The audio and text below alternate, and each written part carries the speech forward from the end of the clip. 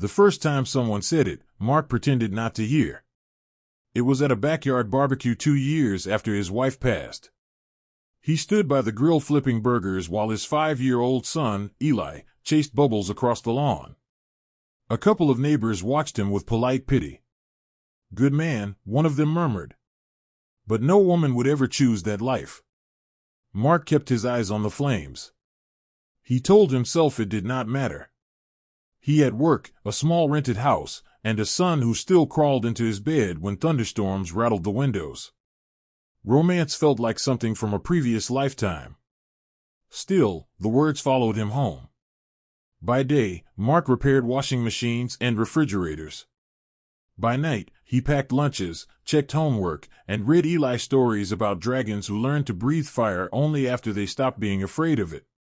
He loved his son fiercely. But he also carried a quiet shame.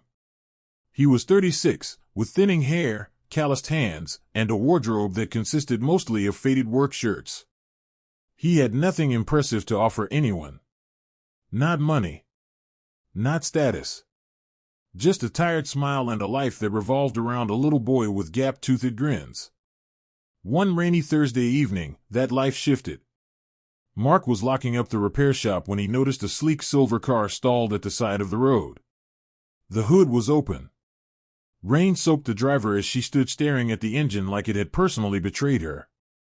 She wore a tailored coat and heels that did not belong in their small town. Her dark hair clung to her cheeks. Drivers slowed to stare, then sped away. Mark hesitated only a moment before jogging over with his toolbox. "Need a hand?" he asked. She looked at him, surprised. Her eyes were sharp, assessing, but tired. "If you know how to fix whatever this disaster is, you would be my hero." He smiled faintly. "Let's not set expectations too high." Within 15 minutes he had diagnosed the problem. A minor issue. Expensive car, simple fault. He worked carefully while rain slid down the back of his neck. "You don't have to do this," she said. "I can call roadside assistance." "You could," he replied. "But you're already here." When the engine finally roared back to life, relief washed across her face. "How much do I owe you?" she asked, reaching into her purse. "Nothing," Mark said, shutting the hood. "Just drive safe." She studied him, as if trying to understand the angle. "You're serious?" He shrugged. "My son's waiting for dinner." "That's payment enough." Her gaze softened at the mention of his child. "You have a son?" "Yeah. Eli. He thinks I can fix anything." She gave a small laugh. "Tonight, he might be right." She drove away, but not before saying, "My name is Claire." For days afterward, Mark thought about her. Not in a hopeful way.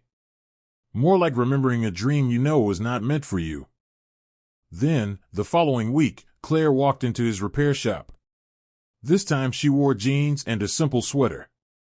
No heels. No polished armor. "I wanted to say thank you properly," she said, setting a box on the counter. "And I might actually have something that needs fixing." Inside the box was a small, old radio. "It belonged to my father," she explained.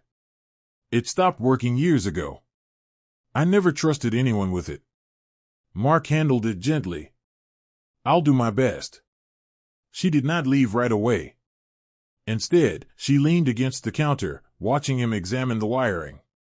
The town buzzed by the end of the week. People recognized Claire. She was not just passing through. She was the Claire Donovan, the tech entrepreneur who had sold her company for millions. She was rumored to be investing in local businesses. When she began stopping by the shop almost every afternoon, the whispers grew louder. Mark heard them in the grocery store. What would she want with him? He's just a mechanic. And a single dad. He felt the old shame creeping back in.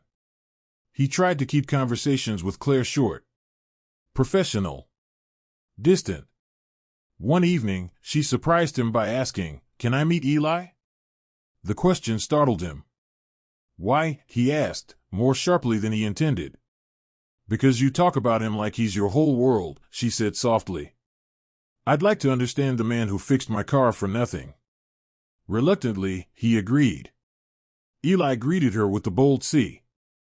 Are you rich? He asked bluntly. Mark nearly choked. Claire laughed, not offended. I suppose I am. Then why are you here?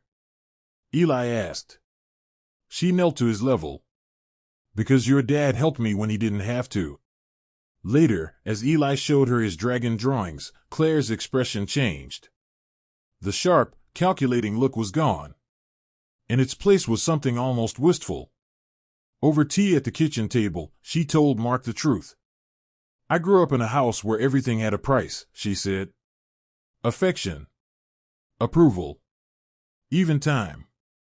When my car broke down, every driver who passed saw an opportunity. You saw a person. Mark looked down at his rough hands. It wasn't a big deal. It was, she insisted. You didn't know who I was. You didn't care. He hesitated before asking, why spend time here? With us? Claire's voice trembled slightly. Because I've had success. Influence. More money than I'll ever need. But I don't have what you have. And what's that? A home that feels alive. A child who runs to you. Someone who chooses you every day. Silence filled the room, thick with unspoken fear. They say no woman would ever choose a man like me, Mark admitted quietly. Single dad. No ambition beyond keeping the lights on. Claire met his eyes.